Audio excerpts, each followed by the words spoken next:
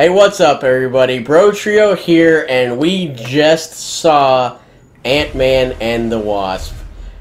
What a picture. This movie was so much fun. It was nuts. Obviously, as per all our reviews, we're going to start off spoiler-free, so if you haven't seen it, you're okay. We're going to tell you how it is, so stay tuned for that. Then click away whenever the spoiler siren starts whining at you. But Ant-Man and the Wasp was a welcome sense of lightheartedness after the depression that ensued after Avengers Infinity War. Yeah. I mean, it was it's exactly what you would expect from Ant-Man. It was fun, lighthearted, had a bunch of shrinking and growing in very creative ways, much like the original did.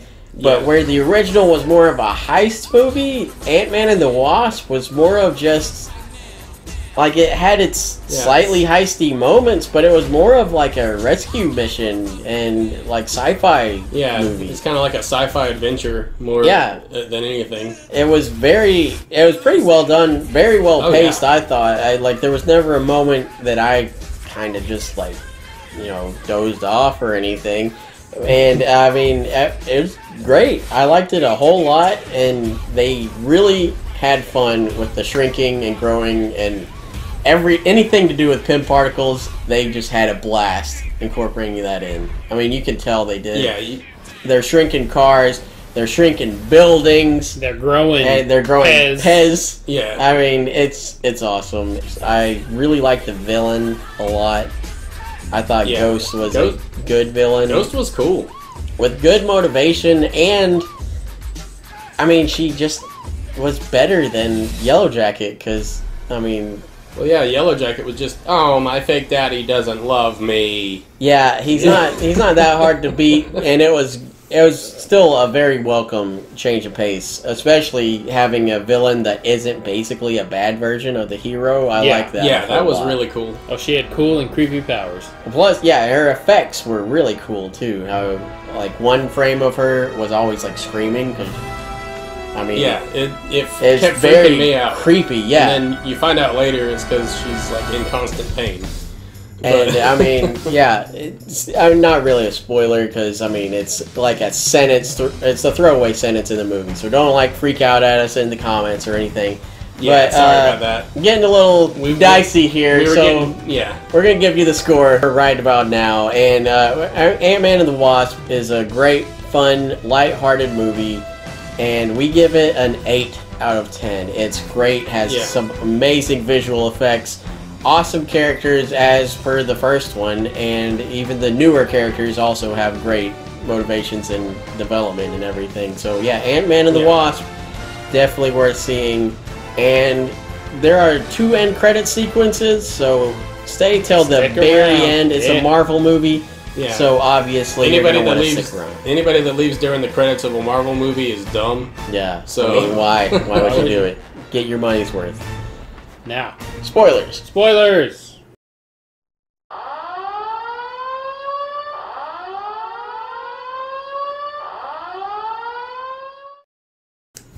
Speaking of end credits, let's go ahead and get this one out of the way. It was lighthearted, fun, cool movie, and then it got right back to the same empty sadness that Infinity War left us with.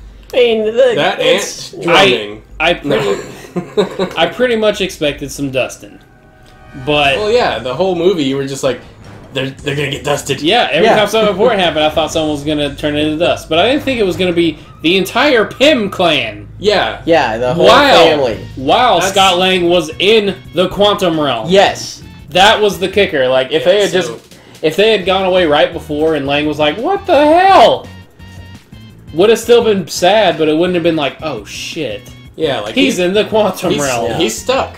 Unless I imagine he might have his failsafe, but I don't know if he remembers. I don't think he does. I think he just stuck his giant ring in his regulator, and that worked for some reason. But yeah, I don't think he remembers that. I don't think he remembers, and I don't think they knew there was a way to get out of the quantum realm without outside assistance. I think the only real way for him to get out outside of that is, like, I'm assuming Goliath knew where they were and what they were up to, and when he doesn't hear from them, he'll be like, because they were getting the healing particles for Ghosts. Louise, so. Yeah, they're getting it for Ghosts, so maybe she knows what's up, and she'll go there and be like, no one's here, what the hell? And she'll hear Scott yelling over the radio or whatever, and be like, hit the button. But, I mean, we're going to stop here because we could speculate for days on what it's going to be. And, but yeah, ends with everyone getting dusted and Ant-Man stuck in the quantum realm. And then the second one is more of a funny one. It just shows the ant that took Scott's place drumming away. But it also shows a lot of the media aspect of post-dusting. The emergency broadcast system was just going nuts on the TV. And one last bit of speculation. Do you think Scott only survived because he was in the quantum realm? Maybe he was going to get dusted. I'm curious about that. I mean, it's hard to tell because, I mean, he could be in the half that did survive. Yeah. Or it could be because he's, in the quantum realm that kind of operates on its own rules and is outside time, but not at the same time. But either way, I'm sure he's going to be instrumental in the second half of Infinity War. Oh, yeah, definitely. Because they saved him out of the first one for a reason. I'm hoping at least because a heavy Ant-Man focus would be very worth it, and I mean he would like it because people would finally remember who he is. He's one of the few still alive currently that's not a mainline Avenger, so he's got to be important. I would think. But let's get on to different territory for this discussion. Ghost, her character, as I said in the spoiler-free section, I liked it a whole lot. She just walked around. She was like, I heard all the time, boo. That was her character. She was cool and she was interesting. Yeah, I liked her a lot actually. What I liked most about her was she was gonna die, so she was willing to just be a really bad guy. She's like, hey, let's go after his kid, and then her bad character kind of brought out Lawrence Fishburne's good character because he was helping her and he was all for kidnapping and stuff. Yeah, he was if all they're for adults, but he was just like, let's not bring their families into this. If you lay one hair on that little girl, I will not help you and you will die. Yeah, I really liked that. He does have a moral compass. I think Lawrence Fishburne was bluffing the whole time. Like, he wasn't gonna hurt anybody. I bet you're right. Honestly, I could definitely see that. I mean, he's a teacher. I couldn't imagine him being that. I was very disappointed that we didn't get a giant fight between Lawrence Fishburne and Scott. I thought they were leading into that when they were comparing sizes and stuff. And Wu was great.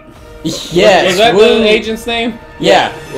Man, he was... Hey, you want to go to dinner or something? One of the funnier parts of it, just because of his, sheer awkwardness. And it was a great, character for Paul Rudd to play off of. Yeah, and it really worked for everybody. Louise is always fantastic, of course. Louise came back with all his glory. And we got another... Thank God, another Louise, sum up montage. I'm telling you, Marvel needs to make a short with all the actors reprising their roles of Louise summing up all the events of the MCU thus far. That would be the most expensive but amazing short they could possibly ever produce. Do it for Infinity War Part 2. Make it the first 5 minutes of Infinity War, they can't start the movie like that. Like he gets Ant-Man out of the quantum realm, and then he's just like, "Hey, man, here's what's going on." They need to. That's what he sounds like. Yeah. They need to. No, I think they need to do it like Thor and his roommate. Brent or whatever. That would be a lot more of a YouTube thing. I don't think they should start Infinity War 2 or whatever they call it that way. That would totally wreck the mood. Infinity War is one of the few Marvel movies with almost a completely serious tone, and I want it to stay that way. Yeah. But the villains were pretty well done. Hank Pym. Great as always. Michael Douglas gives a just amazing performance. I love Michael Douglas. He's not in enough. He does a great job. The only one that I thought was kind of lacking was that gangster guy. I don't remember his name. That was I think parts. it was. Like, he seemed to really. Birch? He's a comedy throwaway villain. That's all he. Well, yeah, was. he was like. What? He didn't even feel like he belonged in that movie. He was just like a reject from another movie. It really seemed like they filmed this car chase and then they were like, okay, we need to justify this awesome car chase somehow. Who could be chasing him in a car? Maybe that's what it was. And that, I mean, because honestly, like his plotline really did not go anywhere, and I mean, it might go somewhere in Ant-Man 3. That buyer, still yet to be determined. That's all it did was set up a possible mystery person. His buyer sounded kind of ominous. I'm guessing. Well, we've seen AIM in Iron Man 3. Could be AIM. I'm guessing it might be somebody above that in the ranking, or it might be even be MODOK. His buyer is Thanos. I mean, that could be Thanos. He wants a tiny place to put the gauntlet. That's it. Keep on his shelf. It's 100% it. One of my only downsides of the movie is, I mean, Scott Lang might as well just be called Shrink or Grow Man in this one because they barely use ants. Yeah, like he used them more than in Civil War. Yeah, I mean, just barely. Yeah, technically they did use ants throughout a lot of the movie, but you never saw it because Michael Douglas had all these ants like blown up huge building his lab.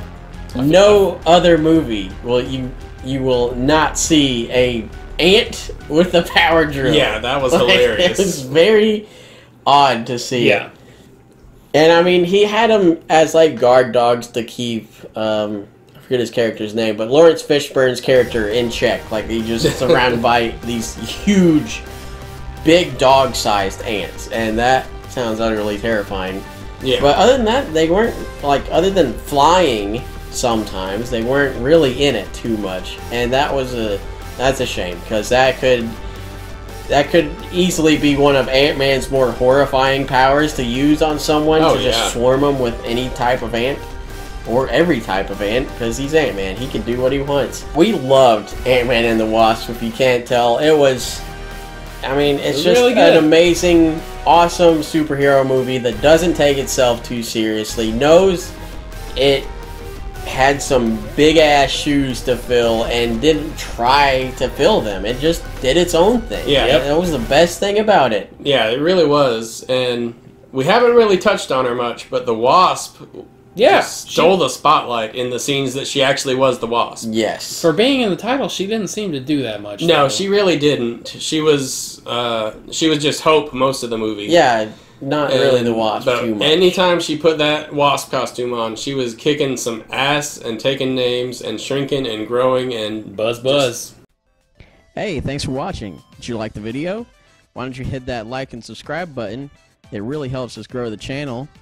And don't forget to ring that bell to join our notification squad. Also, you can follow us on Facebook, Twitter, and Instagram. I put the links in the description just to make it easier for you to get to. And we will catch you next time for the next video from the Bro Trio.